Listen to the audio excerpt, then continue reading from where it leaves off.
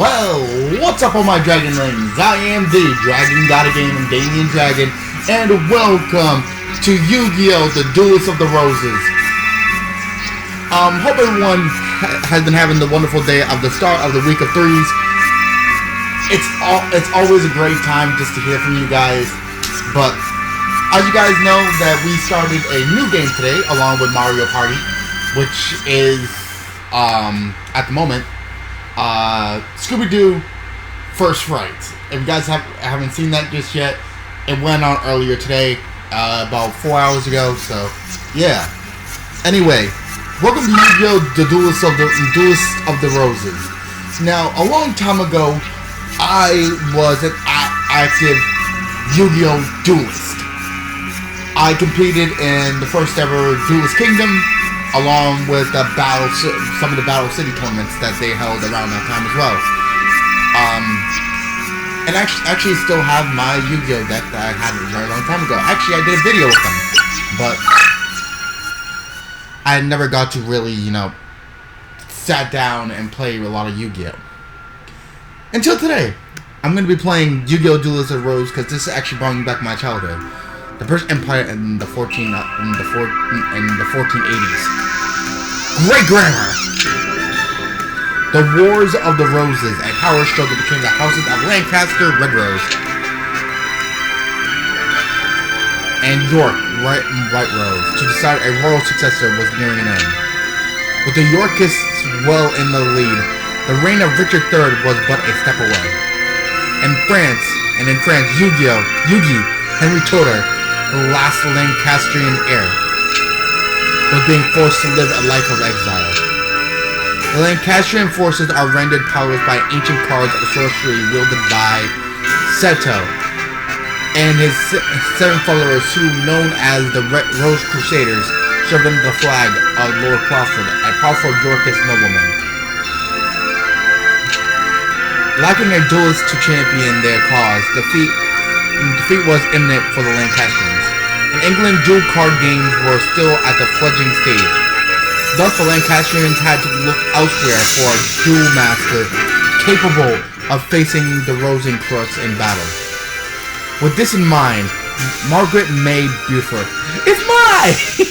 Lancaster secretly requested a high druid to summon a duelist from another age. I'm guessing that's me. Well served. Oh shit. This is on PS2 as well, so yeah. Simon McMarone. Ladies and gentlemen, if you guys haven't seen the first ever season of Yu-Gi-Oh!, I suggest you go do it. The Duelist, not the Duelist Kingdom. Yeah, Duelist Kingdom, actually. The Duelist Kingdom arc. Well before Battle City. So I suggest go checking that out, because that shit is boss. Ooh. Summoned from the mystic circle of red and white roses, the one capable of harnessing pure power. There was truth to the legend of the Rose Duelist. Lady Margaret, I did it. Now we have the means for defeating the evil forces at Rosencrantz. Oh, my apologies. My excitement, I'd forgotten I was in the presence of the Rose Duelist. Allow me to introduce myself. I am Simon McMorrin, High Druid of Servant of Lancaster. May I be so bold as to ask the name by which the Rose Roots would like to be known? Might as well go with my actual name. I like how it cuts off. Oh, almost. I was about to be stupid. Let's, yeah. Damien, a fine name indeed.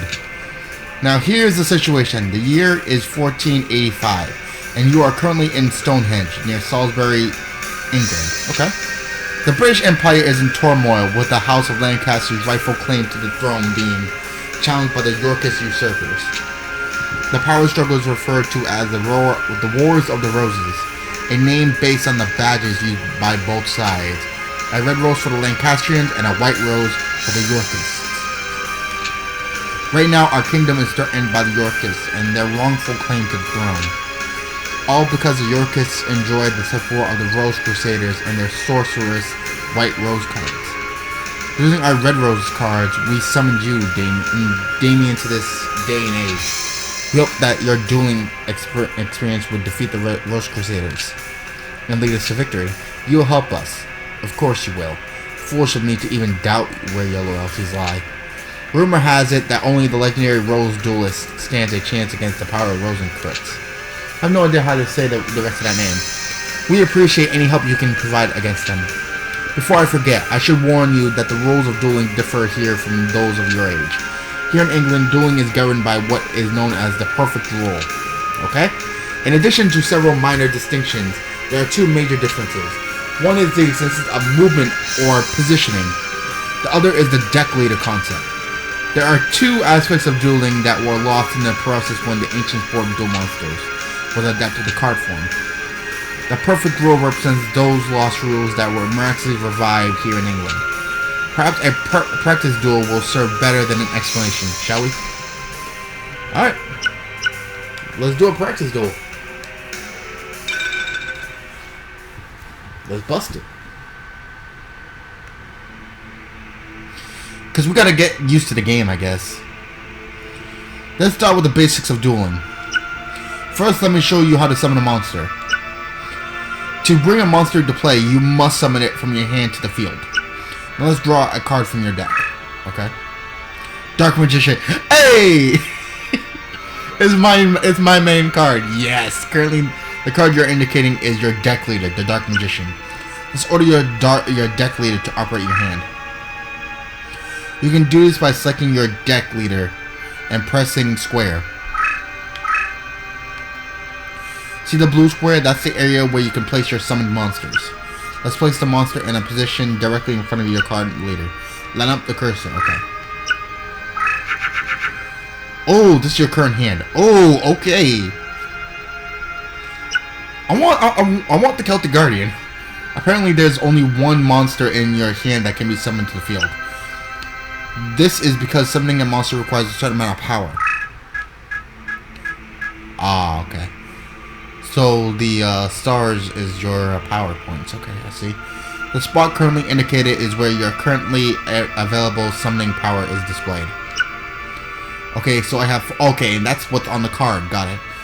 At the start of a duel, you have 4 summoning power points. This amount will increase by 3 every turn, and you can accumulate up to a maximum of 12 points. When a monster is placed on the field, summoning points equal to the monster's level are expended. Your current summoning power is 4. Okay. Hence, the only monster card you can summon to the field is a level 4 monster, the Celtic Guardian. The deck cards are the monsters that you are unable to summon this turn. The dark cards, okay. Let's summon the Celtic Guardian. Okay.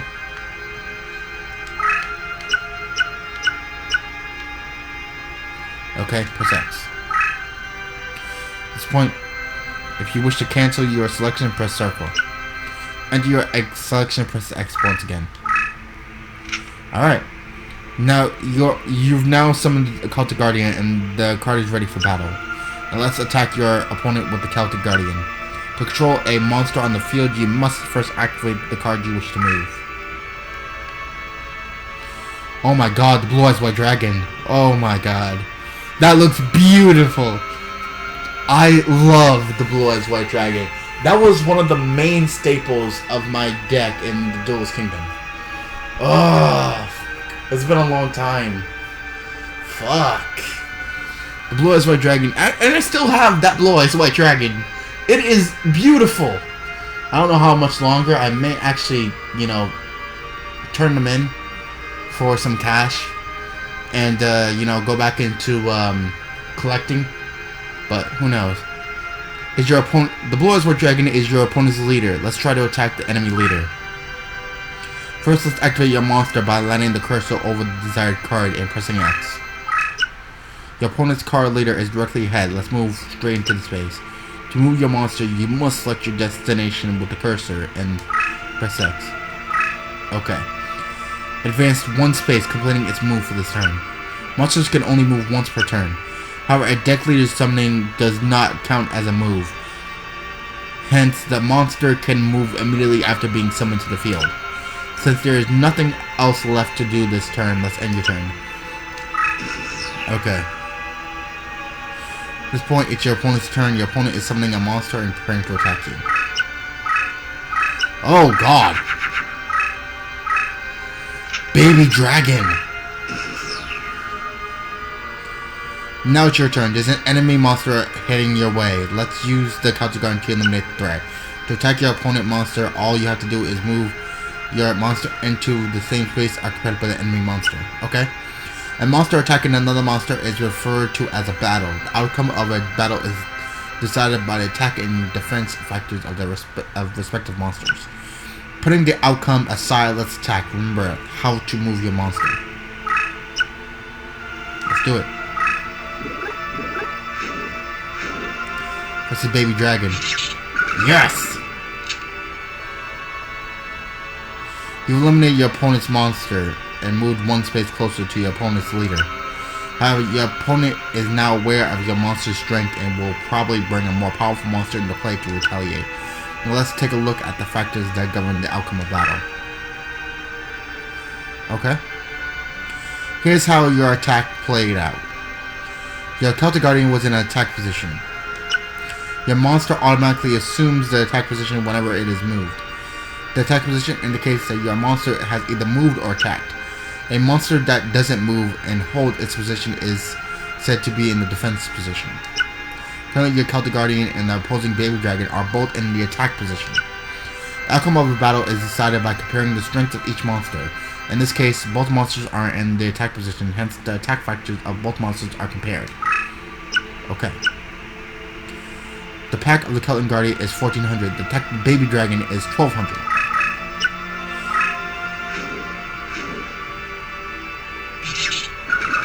Which eliminates that. Okay. As a result, the Baby Dragon is eliminated and the attack difference is 200 is applied as damage against your opponent's life points. Okay? Now let's take a look at what might have happened if your opposing monster was stronger. Say your opponent had a Komoro Dragon. Oh, fuck. Is in play with an attack of 1500. The monster is much more powerful than your Celtic Guardian. When you attack this creature,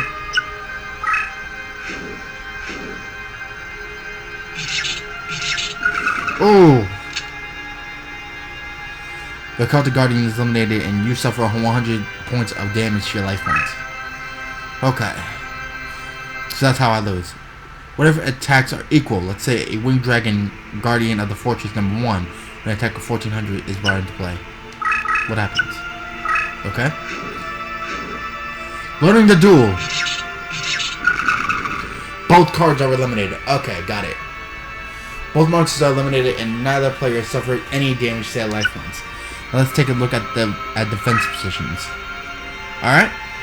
Well, you gotta learn somewhere. Hard Armor is a monster with a high defense factor. The card is currently horizontal, or in the defense position. Monsters set in this position cannot move or attack.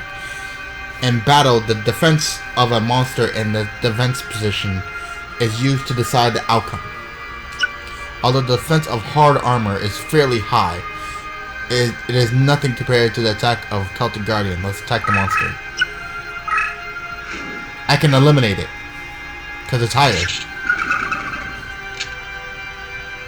But you don't get any.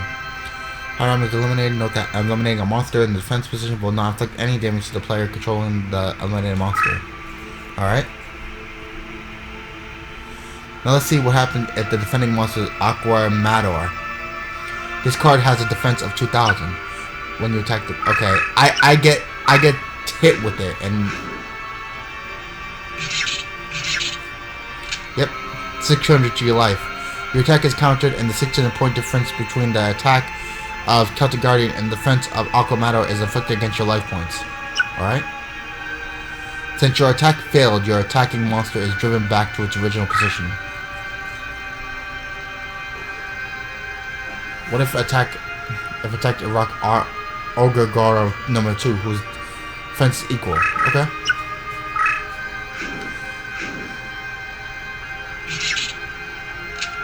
Nothing.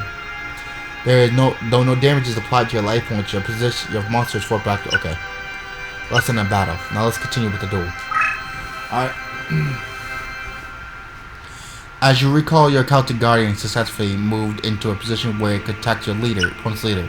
Only it is unsupported and defenseless, leaving it wide open for a direct attack. Attack is an ideal opportunity to inflict major damage to your opponent's life points. Attacking a leader will result in inflicting life point damage equivalent to the attacking monster's attack factor. To try a direct attack, the procedure is the same as setting up a battle between two monsters.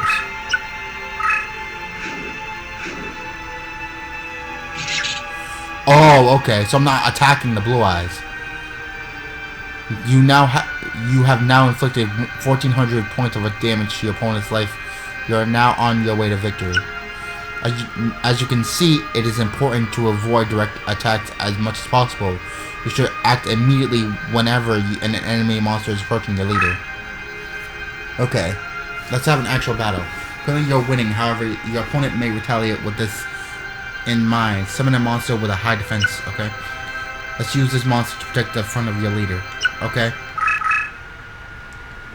To toggle between attack position and defense, okay? Be careful that you don't move the monster to its destination space, as this will automatically set the monster into attack. Note that a monster card summoned on the field is initially placed face down and is hidden from your opponent's view. This card will be flipped face up whenever it attacks or is attacked by an enemy, okay? Do so, select the card, okay. Once you have the card in the desired position, press X to enter your selection. However, you should note that a face-up card cannot be returned to a face-down position. That's why you should be very careful when you manually turn a card face-up. Has now clicked on a Kaiser Dragon, a powerful dragon-type monster. Okay, you don't have a monster that's strong enough to withstand an attack from this creature. Fortunately, you have a magic card on the field that's capable of stopping the attack of dragon-type monsters. Dragon Capture Dragon. Nice! In fact, this magic card is capable of preventing the movement of all dragon-type monsters on the field. Let's use the magic to stop the opposition and focus on continuing our attack. Okay. Card face up in the manner described earlier. This control inputs are the same for magic as those for monsters. Activating it.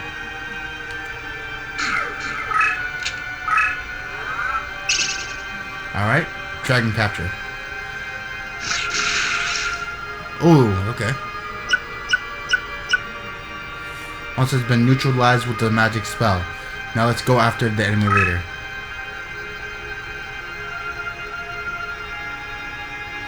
A duel can go either way at times. You may find yourself cornered by a cunning opponent.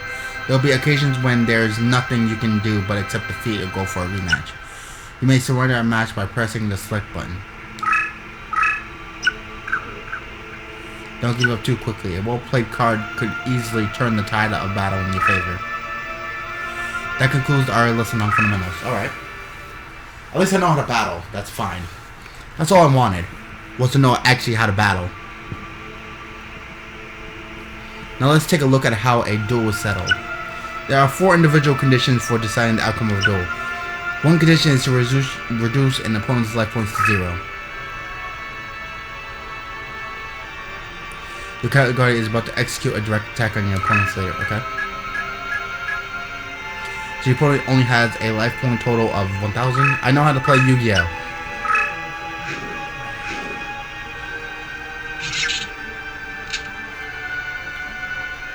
The damage you inflict will reduce your opponent. Okay.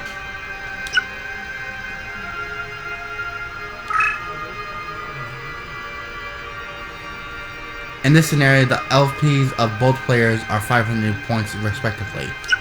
The opponent has a not too powerful Needle Ball monster in play. The monster has a special ability. When the monster is eliminated in battle, it automatically inflicts 500 points of damage to an opponent's life. Otherwise, the Celtic Guardian is far stronger than a Needle Ball. Now let's take a look at what happens when you attack this monster. I like how it's moving for me. Unfortunately.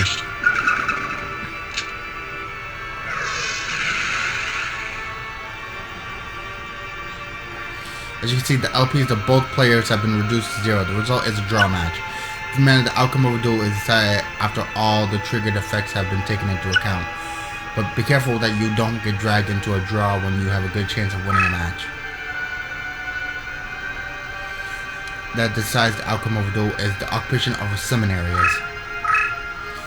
The areas indicated in blue whenever you attempt to summon a monster are called summon areas. Oh god, Exodia. If all those are occupied by your opponent forces, you will lose the match in play. Okay? To be more specific, if your opponent occupies all your summon areas at the end of your turn, you will lose. If you find yourself surrounded, it is vital that you clear at least one of these areas before your turn is over. If your leader is in this position, and that leaves you with only 3 summon areas. When you're at the edge like this, there are only a few summon areas, and if they are all occupied, you'll lose. Okay, so keep up an open area. On terrain conditions, there are spaces that cannot be used as summon areas. In this situation, there are fewer summon areas, and if they are occupied by your opponent, you'll lose. Damn. Next session is for deciding the outcome of a duel is LP comparison, resulting from the clock running out of... Okay. Alright. Turns remaining will decrease by 1 following the completion of your turn and that of your opponent. When the number of turns remaining reaches 0 and both players complete their respective turns, the outcome of the duel will be decided. In this case, the player with the high number of life points is declared the winner. Hence, maintaining a lead is a key strategy for the smart duelist. Alright? Final position for winning is unleashing the power of Exodia the Forbidden One. It is said that somewhere in the world there are 5 very rare cards known as Exodia the Forbidden One, and 4 forbidden limbs. Individually, these cards are weak due to the spells that bind them. However, once these spells are broken, an unstoppable force is unleashed. To release Exodia from the binding spell, the following steps are required. Exodia the Forbidden One.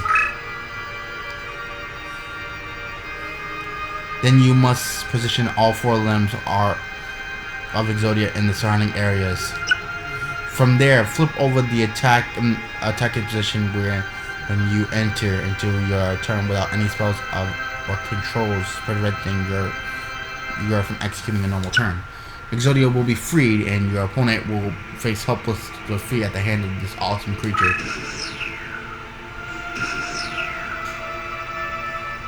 Oh.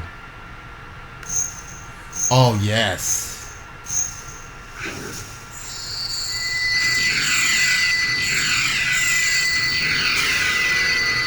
That's scary.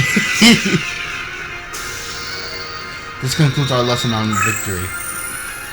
Basically, that means that's death. For those of you that don't know, Exodia is an immediate death. There is no winning. Let's take a closer look at some of the other details. Okay, fuck. Jeez, what's up with this whole fucking... It's been literally 20 minutes. Jeez. First, you should be aware that there is a limit to the number of cards that you can place in the field. Alright? And it's literally showing me. Here is a situation in which several monsters have been summoned to the field. This display shows how many monsters you have in play on the field at the moment. Each of those can only play 5 monsters respectively on the field. Any attempt to summon a monster that exceeds the aforementioned limit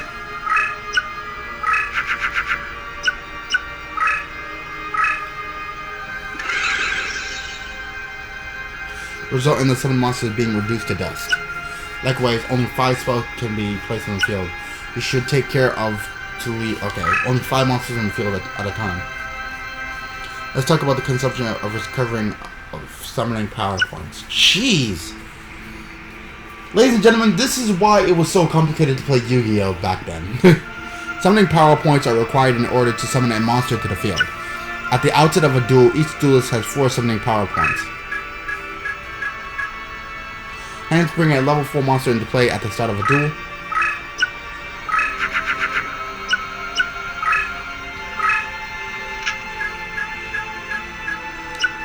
Summoning power points spent in this manner will gradually recover as time passes. Every your turn, 3 points will be added.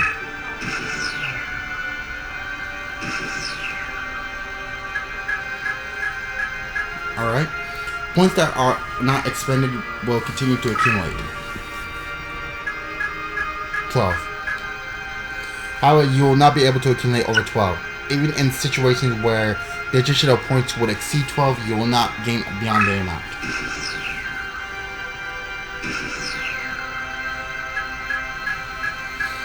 Okay? Some monsters and spells cards can significantly help or hinder recovery of summoning power points. Use this to your best advantage. Alright? Talking about spell cards. Oh my god. When placed face down and unused, the opponent will not be able to tell whether you have a spell or a monster on your card. Like monster cards, spell cards can be attacked and can initiate attacks. The face-up monster card is yours. Your opponent has a spell card. When a spell card is attacked by a monster, it is easily destroyed.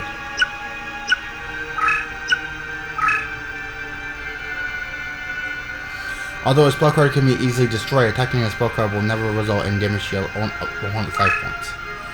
Alright? Face down monster card. In a monster versus monster battle, face down monsters were turned face up. Here's what happens with the spell card.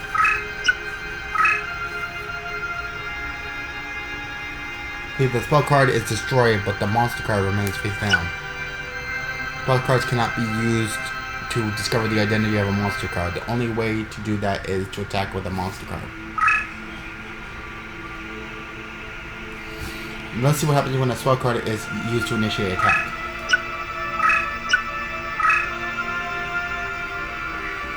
Similar to when it is attacked, the spell card is easily destroyed.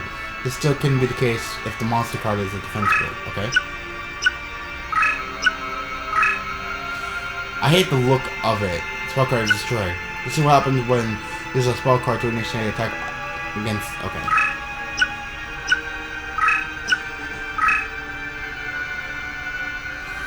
As in the previous case where the monster card attacked and destroying the spell card, the monster card remains face down. So always remember that although spell cards are capable of powerful magic, they can be easily destroyed. When you bring a spell card into play, you should move it carefully. Now we'll take a look at what happens when your spell card attacks an opponent's spell card, okay? I can't even read it no more. It's just too much. In this case, the attacked spell card is destroyed, and the attacking spell card succeeds in penetrating your opponent's defense. Alright?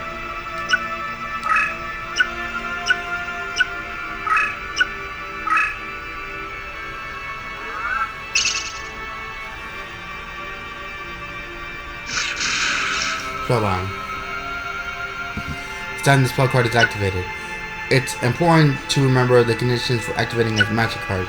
This card is activated when it completes its move face up. Hence, regardless of whether a battle occurs, the magic card is activated since it completed its move face up. As a result, you should be careful about moving a face up spell card. Terrain effects. The field on which a battle is conducted consists of spaces with various terrain features. The majority of these terrain features have their own unique energy force and often strengthens or weakens a monster. Take a look at an example. Can you just explain it and let me actually do the battle? Good lord. And that Cut the Guardian is in a space where the terrain has no effect whatsoever on the card. The result is that both the attack and defense factors remain on 1400 and 1200 respectively. Move this monster card to a meadow space. In this space, the attack defense factors increase by 500 and raising the fact. Okay. Since Cut the Guardian is a warrior type monster, it has an advantage when occupying meadow terrain. In this manner, whenever a monster is in a favored terrain, 500 bonus points are rewarded. Added bonus when a monster is in its favorite terrain is increased movement. If a monster starts its move in a favorable terrain, the monster can move up to 2 spaces. A monster card with the increased movement. Okay. Jeez. This mark is toggle to a movement mode. Okay. Note that a face down card is not awarded terrain bonuses. Each time the color guardian is face down, let's try to move him. Okay.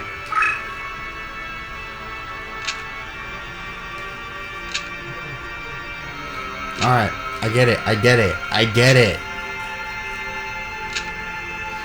See. Yeah. Have a dark terrain space. Yoko Tena Megami. Fairy type, which is not suited for dark terrain. Okay.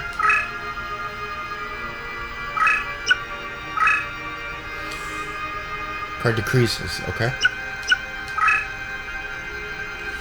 Some monsters do have this. Since we're on the subject of terrain, think about terrain with special features. Well, there's the labyrinth terrain. The labyrinth is an extremely powerful obstruction and cannot be entered by most monster and spell cards, nor by the leader card. In addition, a labyrinth space cannot function as a summoning area. However, a card that has entered a labyrinth space by means of effects such as teleportation can easily exit the space and enter adjacent spaces. You can also initiate an attack against a monster located in the labyrinth space. Wall Shadow has the ability to freely enter or exit the labyrinth space. It is currently located in the labyrinth space. The Flame Swordsman has an attack capability that exceeds Wall Shadow. What happens when the flame... Okay.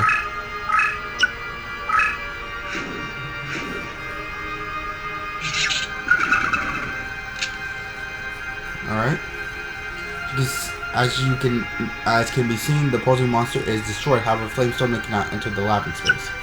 Aside from a certain monsters, labyrinth is a space that can never be entered, and making the space ideal for preventing an advance. Use it wisely. Okay. Terrain can be entered with no resistance and has no positive or negative effects on monsters. This area is affected with a plague that will attack and destroy powerful monsters. Any monsters with an attack of 1500 or more will be immediately destroyed under any one of the following conditions. And the crush space moves into a crush space, is located in a space that is transformed into a crush space, or is in a crush space when either you or your opponent turns in. Okay. Only has an attack of 1400, is not affected by a crush. Since the crush is not activated unless a monster has an attack of 1500 or more. On the other hand, the Flame Swordsman has an attack of 1800 and will okay.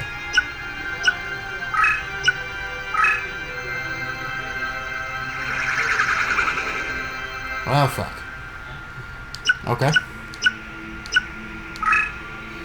Okay, I can do that. Discuss spellbinding. Oh my god! Is a condition by which a card is unable to move. Okay, I get it. That means I can't move, but it can attack me. Color guardian is unable to move.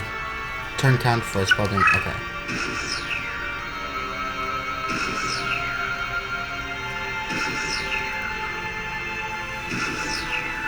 Alright. That's more than one turn. Okay. It's held by eternal spellbinding. Under this condition, the color guardian will not be able to move no matter how many times you declare that your turn has ended. Instead of the number of turns remaining until this card is able to move being displayed, an infinity mark is displayed instead.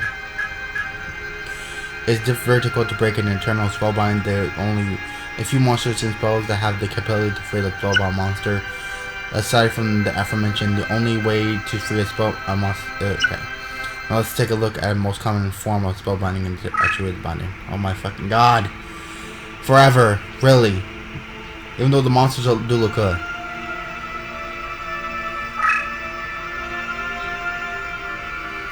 is an Earth attribute monster, which places it in a more favorable position against Wind attribute monsters. And this range of attributes are displayed respectively during a battle. Okay. Jeez. Spellbound, okay. The Captain Guardian is destroyed, however the opposing parent dragon is now spellbound for 1 turn. In this manner, a monster of a lower attribute that survives the battle is spellbound in the turn that follows. This rule also applies even if both monsters survive the battle, as in... Okay. I'm gonna be destroyed because I'm not listening, but damn. Is in a pursuit. You don't have any surprise up your sleeve. Your league is isolated. You're in a dangerous situation. Even under such desperate circumstances, a good duelist will bide for time, believing in the summon monsters and the chance of drawing a card that could turn the tide of battle. And the luck of the draw could be the key to winning the battle. Among duelists, this belief is referred to as destiny draw.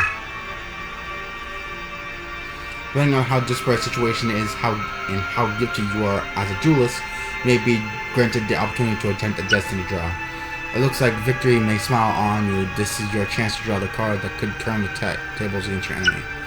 Destiny draw opportunity is signaled by flashing the area that is normally used to indicate that you can summon a monster from your hand. Drawing when this condition is indicated will usually result in the drawing of a card that will help you in your current predicament. Try picking a card.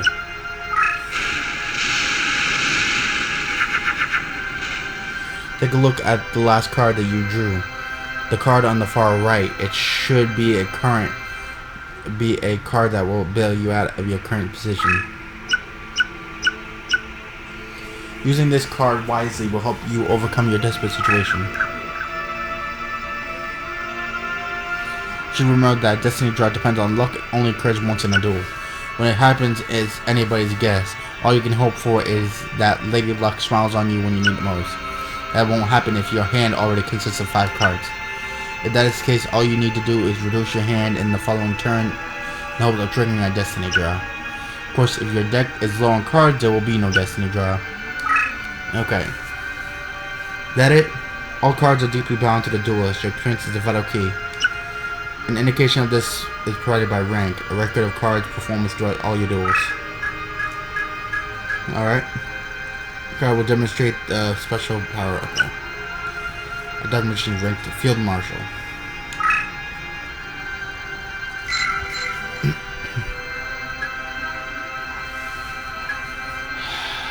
Can you go faster? At this rank, discard special powers are extended support range, increase strength for same type friendlies, and weaken special type. I really do not care. And it's gonna go really fucking slow. Increase movement and open ones. Okay, since there are various special powers that evolve for each leader monster, we won't be able to cover them all. But instead, of comes, let's take a look at the baby dragon situation. We're to learn about the special powers. Okay. Alright.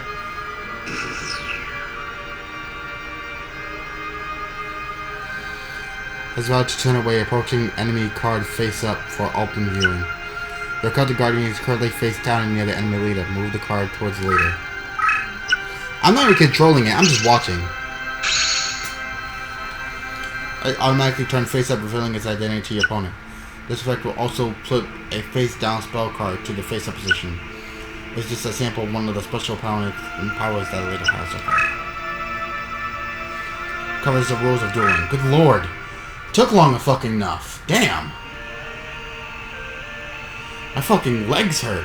And my fucking mind hurts. Damn. First gaming, you must select a deck to duel with. Aids opponent, it's important that you feel the vibrations of a deck leader. The minute you resonations that ring true to your soul. The cards themselves draw their power from the energy of the ancient ones. The deck leader acts as an intermediate between the ancient ones and the deck wielder. Gaming is card essential that you select a card leader whose rhythm matches the stirrings of your soul. There are several decks from which to choose. Give it some serious thought and make your selection. Choose carefully, for the deck you select will guide the destiny of your duels.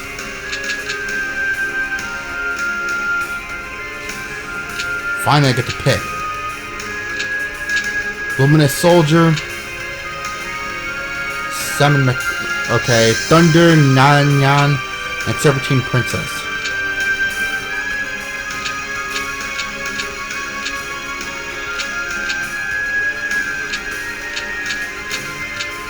You know what? I'm gonna go with Luminous Soldier. I see you have selected your deck.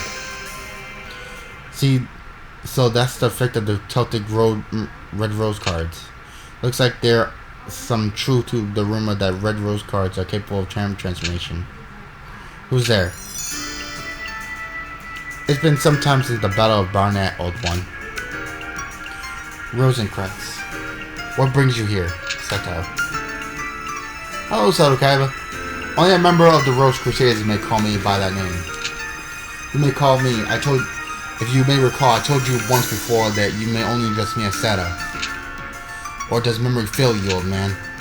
And you must be the dreaded Rose Duelist. I must admit there's a certain aura of power emanating from you. I believe introduction is in order. I am Seto, leader of the Rose Crusaders. There are members of our little group who prefer to call me the name of C. Rosencrantz. I ask you again, what brings you here, Seto? Mind your manners, old man. What else would bring me here? I've come for the Red Rose cards. After all, it was you who showed me how the summoning capabilities would evolve when the Red Rose cards are combined with the transport powers of the White Rose cards. You aren't thinking of attempting the Forbidden Rose summoning. If so, then the Red Rose cards must never fall into your evil hands. Card sorcery taps into the powers of the Ancient One by their very nature. Each card is a double-edged sword that can cut both ways. Rose cards alone harness tremendous power. There's no telling what horrors one might unleash to the world by combining both red and white. I would sacrifice my own life if need be to prevent any from uttering the spell of doom. Spell of doom. Fool. The 16 red and white rose cards grant power over all. Druid legend has twisted the true meaning of these cards. We Rose Crusaders have sworn to create a utopia free from ravages of war. We intend to accomplish this with the power of the cards. And we shall do so by extending the rule of Richard III throughout the known world. By the way, it was clever of you to form a circle of red roses within the white rose barrier to summon the Rose Duelists. But you were foolish to come alone. This area is surrounded, and if you wish to leave with your life, you will do so only by handing over the red rose cards. Me? A fool? Then what about you? Are you fool enough to actually believe the red rose cards will remain here in my possession? Right after the summoning, I'd have the cards dispersed among our best duelists to keep them from your tainted hands. Then you leave me with one option. I shall enlist the aid of your precious Rose Duelist. You take leave of your senses. And you speak too soon, old man. Heed my words, duelist. If you wish to return to your proper time period, you will require 16 cards of the red and white roses. The red and white positions must be laid out in the reverse of the summoning order to send you home. You know the spell. But you need the 16 rose cards just as much as we do. I propose a partnership. Help us gather the cards and I shall guarantee your return after we've achieved our ultimate goal. I'm still a proposer. Do you think that the Honorable Dean would even lend an ear to your ridiculous proposal? Can you be so sure, old man? Let me see. Simon's side has 8 of the red rose cards, while my side, the Rose Crusaders, have a system of the 8 white roses. As the numbers are even, simple arithmetic indicates that you could side with either of us. I'm sure you'll take into account who's winning this war after all, who's desperate enough to meet you in the first place. I think it's quite clear which side is better positioned to send you home. Damien, heed not the words of this power-hungry lunatic. Simon, must you resort to name calling? I'm hurt. I'll tell you what, why don't we leave the decision to our dear duelist? Go, Simon, the duelist's future is not for us to decide now, is it? Oh yes, but... Splendid. In keeping with the tradition of the old temple guardians, I offer you a choice, duelist. There are two roses. The white rose represents me, and the red rose for the old silent here. And for the sake of justice, choose the red rose. Stand by my side, duelist, choose the white rose.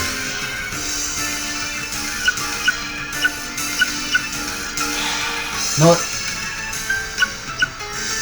I'm citing. How disappointing. Oh well, you made your choice, and I respect that. For now, I will guarantee your safe passage until you met with Yugi. After all, I don't want our little game to end too quickly. That wouldn't be sporting. I look forward to the day we meet again, duelist. Until then.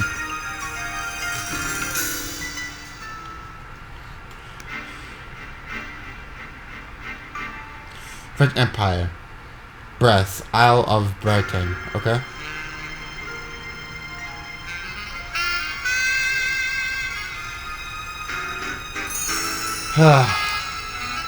Can I actually get out of this? You know what? I really don't care at the moment. Anyway, hope everyone enjoyed today. This was a lot of fun, but I need to end off because, good lord, that took way too fucking long. It's been 46 minutes of just listening. Anyway, you guys are going to be suffering along with me. I hope the actual game is better than the fucking tutorial, so I'm sorry. But I'm going to end off. I'm sorry I had to make you wait through that entire damn thing, but good lord, I think it's a little bit essential for all of us to know the rules of the game. Even though I know how to play the game, but I guess I needed to click on it just to make sure that I knew the entire rules of this game is. Anyway, hope everyone enjoyed today. This was the start of Yu-Gi-Oh! The Duelists of the Roses. This will be our third videos for this week. And it may just be another video that I can go for, but if the game is this boring throughout the next episode, I'm cutting it and I'm playing a different game because we need 2 new games. One to, because again, Naruto has ended.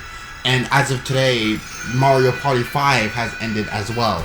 So I have no idea what I'm going to do. But anyway, I need to end off before this hits an hour. And my eyes hurt. And it's 8 o'clock at night. And I'd rather give my voice a little bit of a break. And I'm going to...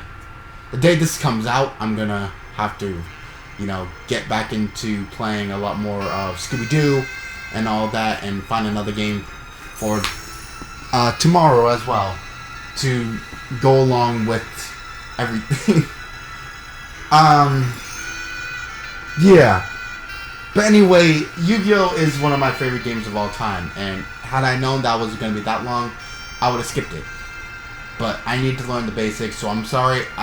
The next episode will not be as time-consuming and boring, so bear with me. Anyway, hope everyone enjoyed today, but let me know down in the comment section below what you guys think. And on the left-hand side of the screen will be the last ever episode of Yu-Gi-Oh! That we ever did. Go check it out. I forgot of what we played, but go check it out if you guys have not yet. Believe me, that's a game full of the original card game, I believe, so go check it out. It's one of me at my best. Also, on the right-hand side of the screen, there will be the subscribe button. Click that and join the Dragon Links today, because we do something like this every single day. And believe me, the rest of my videos are not as boring, and there's usually something really cool happening. So please click that and join. I promise you, it's not like this all the time. I promise. Anyway, hope everyone enjoyed today. But good gaming, happy hunting, and I'll see all you Dragon Links back inside the world of Yu-Gi-Oh! Hope you guys